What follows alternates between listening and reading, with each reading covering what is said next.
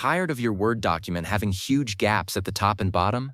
You open a file and it just looks like there's a massive empty space above your first paragraph and below your last one. It makes the whole thing feel unbalanced. Or worse, it wastes paper when you go to print. Well, stick with me for about 30 seconds and I'll show you exactly how to fix that. Here's the plan.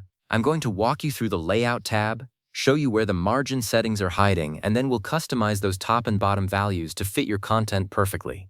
All right, let's get started. The first thing you need to do is find the right tab at the top of Word. Look for the one that says Layout. It's usually right between the Design tab and the References tab.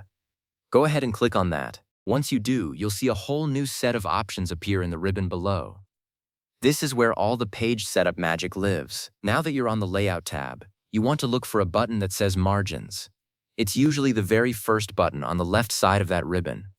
Give it a click. When you do, a drop-down menu will pop up, showing you a few preset options like Normal, Wide, and Narrow. But those are just starter choices. We want something more specific, so here's the step that really gives you control. At the very bottom of that drop-down menu, you'll see an option that says Custom Margins. Click on that. This opens up the actual dialog box where you can type in your own numbers. And this is the part where you can really fine-tune things. Inside this new window, look for the fields labeled Top and Bottom. These are probably set to 1 inch by default, which is where that big gap often comes from. Now, depending on what you need, you can change these. For a more compact, professional look, try setting them to 0.5 or 0.75 inches. If you're trying to fit a lot of text onto a page for a report or a handout, you might even go as low as 0.3. Just be careful not to make them too small, or your printer might clip the edges of your text.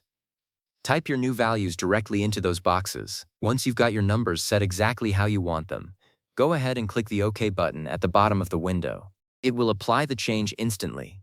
And just like that, your document will snap into place.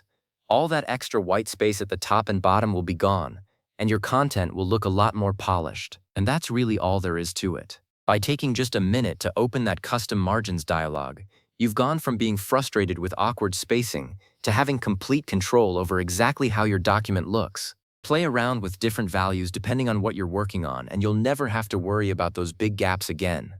Thanks for watching, and I'll catch you in the next one.